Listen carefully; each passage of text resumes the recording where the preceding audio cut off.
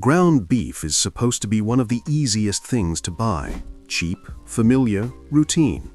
But that starts to change when you look a little closer at some of the brands people trust most. Because once I started digging, the pattern got harder to dismiss.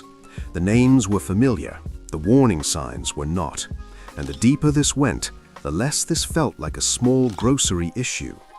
Today, we are breaking down 9 ground beef brands you must avoid, what I found behind these labels, and why some of these names may deserve a lot more scrutiny than shoppers realize.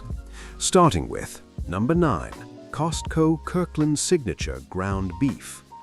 Costco has earned a level of shopper trust that most retailers would kill for. People walk into those warehouses assuming they are going to get solid value, good packaging, and a quality level that at least clears the bar comfortably. In plenty of categories, that reputation holds up. But ground beef is one of those areas where the Costco halo can do too much of the work. The problem is not that Kirkland ground beef is always awful. The problem is inconsistency hiding behind scale. When you buy ground beef in bulk, you are not just paying for the meat, you're also accepting a certain amount of risk. A large pack sounds efficient, it feels smart, it feels like you are doing the warehouse club thing the right way. But if the quality is only average, or the texture is off, or the lean ratio leaves you with a dry result, you're not stuck with one disappointing dinner, you're stuck with several pounds of it. That is where Kirkland can frustrate people.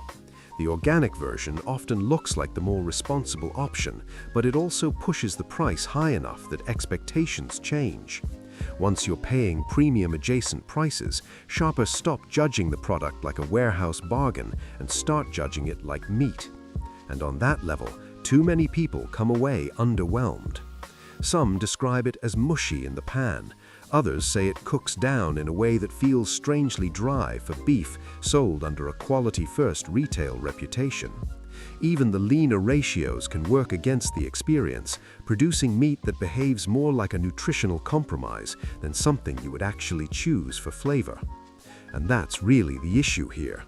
Costco ground beef can look like the smart, responsible middle ground, not flashy, not alarming, just dependable. But dependable is not the same thing as worth repeating. When bulk packaging starts masking average quality, the value equation gets shakier than it looks under the warehouse lights. Number 8. Trader Joe's Organic Ground Beef. Trader Joe's is one of the best examples in modern retail of how branding can change perception before the product even gets opened. The store itself feels curated, the packaging feels thoughtful, the tone is relaxed, selective, slightly elevated. So when people grab organic ground beef there, they are often buying more than meat. They are buying confidence, a certain idea of taste, a certain idea of standards. That's why it lands so badly when the product doesn't deliver. Trader Joe's organic ground beef sounds exactly like the kind of item that should feel safe and easy to recommend. Organic label, store trust, premium adjacent environment. But once you get into the actual eating experience, the complaints hit the same themes over and over. Texture issues, weak browning, odd flavor. A product that feels less like premium ground beef and more like a well-designed disappointment. And at that point, price matters, because mediocre ground beef is one thing, expensive mediocre ground beef is another. Once a store charges enough to frame the purchase as a better choice, it has to feel like one. That means cleaner texture, stronger beef flavor, predictable cooking performance, and some sense that you paid for more than atmosphere.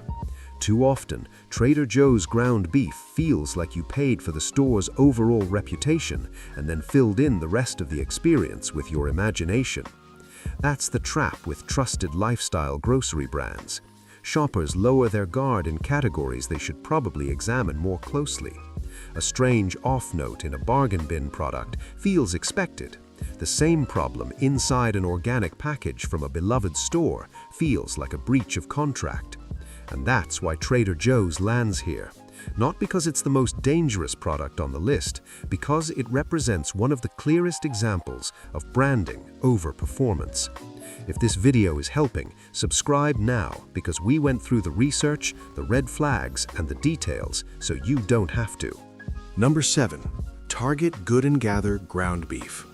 Target is brilliant at selling presentation. That is not an insult. It is one of the company's real strengths. Walk through the store and everything feels managed, softened, designed to be easy on the eyes and easy to toss into the cart.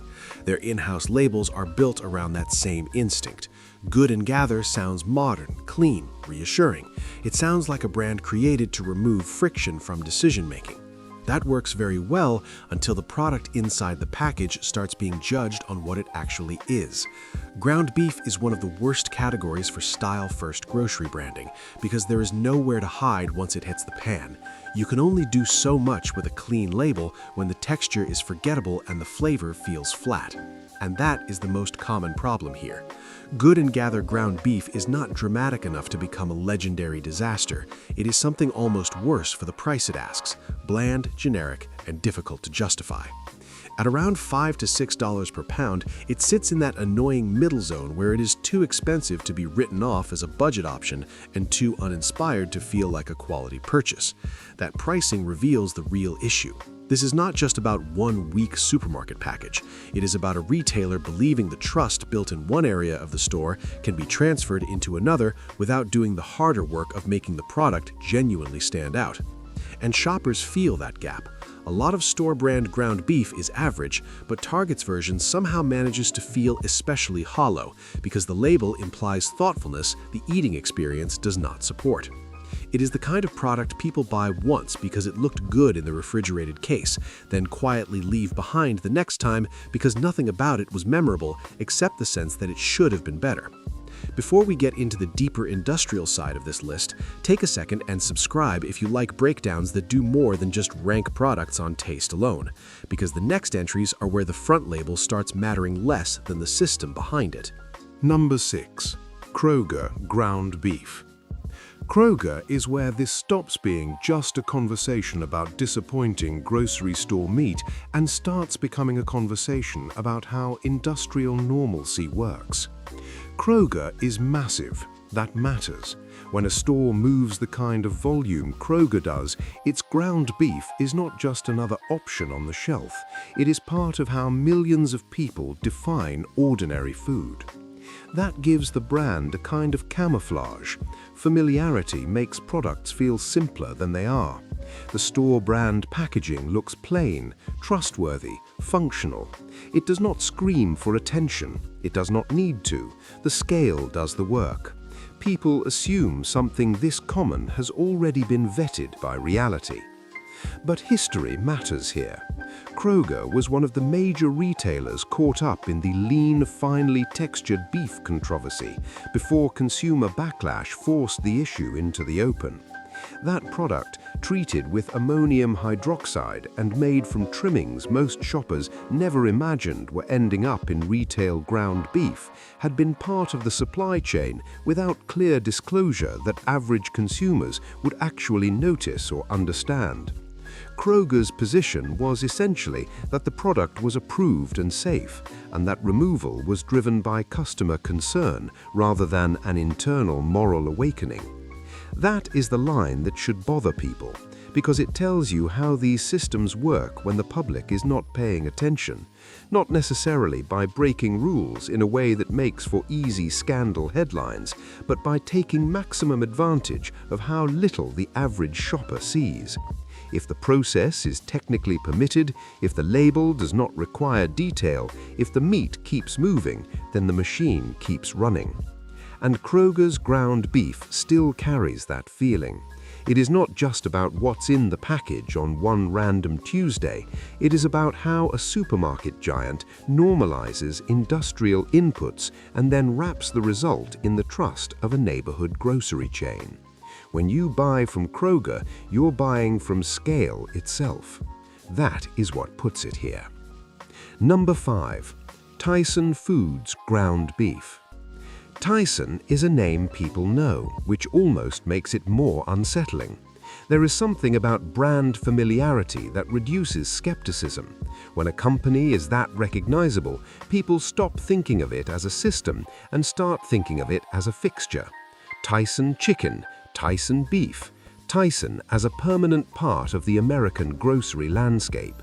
But scale should not create comfort, it should create scrutiny. Tyson sits inside the exact industrial meat world that has drawn years of criticism around transparency, processing standards, animal raising conditions, antibiotic use, and the broader concentration of power in the American meat supply chain. And once you understand that, Tyson becomes less of a brand and more of a symbol of what happens when a product category becomes so consolidated that shoppers feel like they have choices, even when a huge portion of the shelf is still being supplied by the same small cluster of giant processors. The older, lean, finely textured beef controversy matters here too, because Tyson was part of that era where consumers learned just how much could be blended into normal retail ground beef without front-of-package clarity that would have forced actual informed consent. That gap between what companies technically disclose and what consumers meaningfully understand is where trust erodes. The bigger issue with Tyson, though, is not one single headline, it is the pattern. When a company becomes this influential in the national protein supply, the question is no longer whether one product line tastes decent on a given day. The question becomes whether this level of centralization should ever feel normal in the first place. Tyson represents a meat economy built for throughput, and when throughput becomes the priority, everything else has to fight for oxygen. Number 4. National Beef Packing Company. Most ordinary shoppers could walk past National Beef's influence every week and never realize it. That is part of why it deserves a high spot on this list. Some brands lose trust because they disappoint loudly, others because they stay largely invisible while controlling a huge share of what reaches American kitchens. National Beef is one of the giant processes sitting behind the curtain of everyday retail. That alone should make consumers more curious. But what pushes the company higher is the public-facing opacity around antibiotic stewardship and related supply chain transparency. In a world where antimicrobial resistance is a major public health concern, the absence of visible commitments matters. If a company plays a major role in the beef system and provides little meaningful public reassurance about how medically important antibiotics are being managed, people should not treat that as a small paperwork issue. Because it is not paperwork, it is worldview. It is a sign of what these corporations think the public deserves to know, which often turns out to be very little unless there is pressure. And again, this is the theme that keeps returning throughout the countdown. Not just quality, not just cost, but opacity. The product arrives in a familiar shape, under a familiar store label, and the shopper is expected to treat the rest as none of their business. That may work in a convenience culture, it should not work in a food system this concentrated. National Beef earns this spot because it embodies the industrial power that average customers do not see when they scan a package in a grocery case. It is one of the clearest examples of how little information people can have about companies playing an enormous role in what they eat. Number 3. Cargill Ground Beef Supply. Cargill is one of those names that feels abstract until you realize how deeply it runs through the food economy. It's not always the brand a shopper thinks they are buying. In many cases, it's the system behind the brand. And that distance from the consumer is exactly what makes it so important to discuss. Cargill has been tied to recalls, supply chain controversies, and the kind of large-scale industrial failures that become almost inevitable when the business gets big enough and the throughput gets fast enough. When something goes wrong in a small butcher operation, it feels local. When something goes wrong inside a massive processing network, it reminds you how fragile centralized food trust really is. That is what makes Cargill unnerving. It is not just the existence of controversy, it is the size of the footprint. The company touches so much of the market that even shoppers trying to buy something else can still end up inside the same broader machinery. The front label changes, the processor behind it may not. And once that clicks, the grocery store starts looking different. The illusion of variety starts breaking apart. You see 5 labels, 6 prices, 7 bits of farm-style imagery, and then realize the same handful of industrial names are shaping the actual reality underneath most of it. Cargill is one of the clearest examples of that hidden sameness. So why rank it this high? Because the bigger and more invisible the system is, the more dangerous it becomes to treat it as neutral. A company with this kind of reach should be judged not by whether it can continue operating at scale, but by whether that scale should inspire trust. For a lot of shoppers, once they understand how embedded Cargill is, the answer gets uncomfortable fast. Number 2. Swift under JBS. Swift is the label many people see, JBS is the force behind it. And once you know that, the conversation shifts instantly. JBS is not just another meat company competing for shelf space, it is one of the most powerful meat packers in the world, and its history carries layers of controversy that go far beyond the ordinary disappointments of supermarket quality. This is where the list stops feeling like a grocery ranking and starts feeling like a map of concentrated power. The concerns around JBS span corruption allegations, environmental criticism, supply chain questions, antibiotic policy concerns, and major antitrust settlements. That scale of controversy matters because it changes the emotional meaning of the product. You are no longer just evaluating one package of beef, you are evaluating whether a brand tied to one of the most controversial giants in the global meat system deserves everyday consumer trust at all. And that trust gets even harder to grant when the company's size becomes part of its insulation. Large firms can absorb public outrage in ways smaller brands cannot. A scandal that would sink a smaller company becomes just another headline to ride out. That does not make the issue smaller, it makes the system feel more untouchable.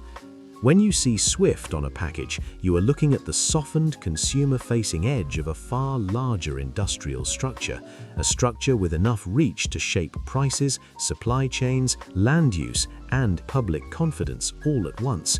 That is why it lands at number 2, not because every package under the label tells the full story by itself, but because the story behind the label is difficult to ignore once you know who is really holding it up.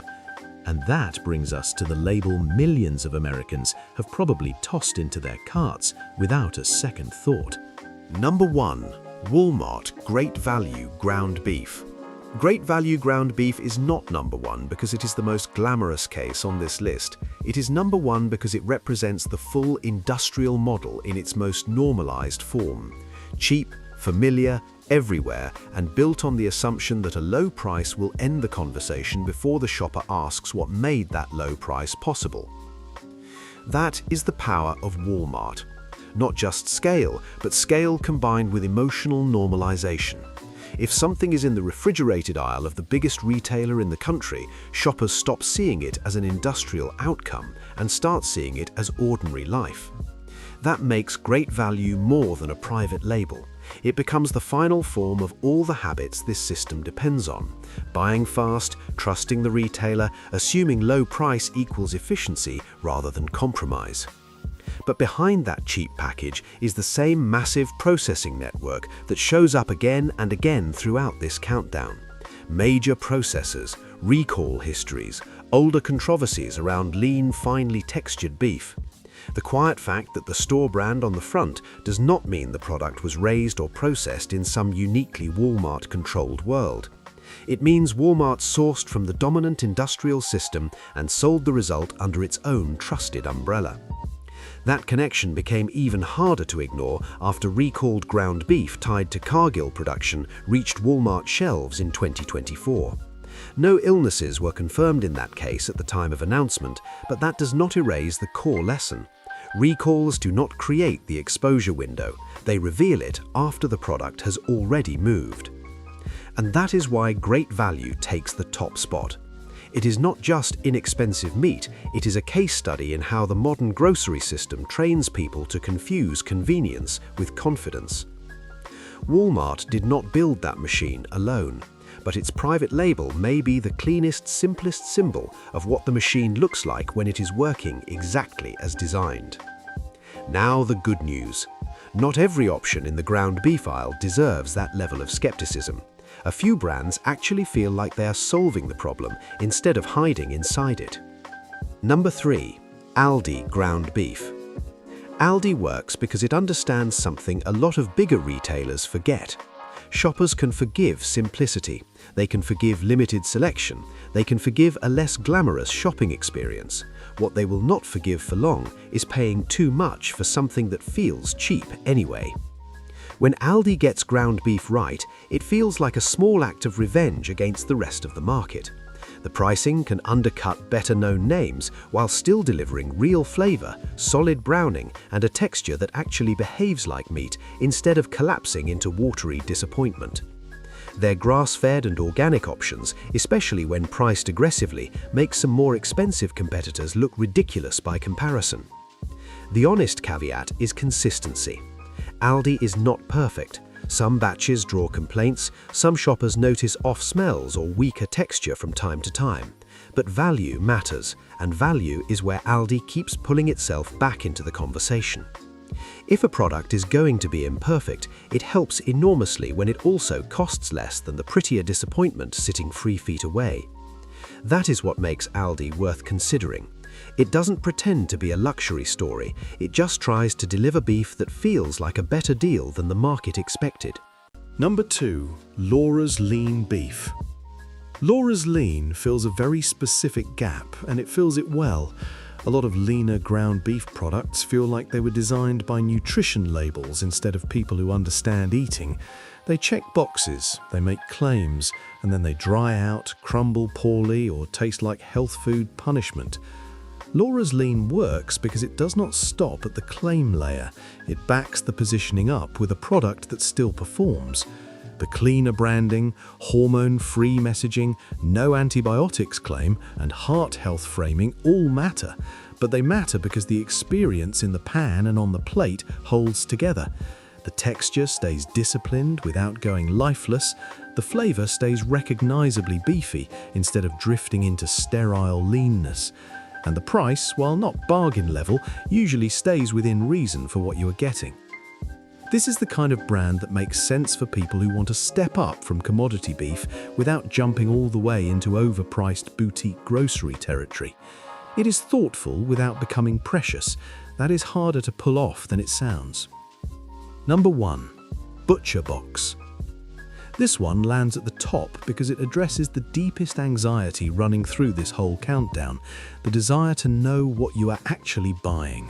That is the real problem with most bad ground beef. It's not only taste, it's not only value, it's uncertainty. Where did it come from? Who processed it? How much of the label is signal and how much is theatre?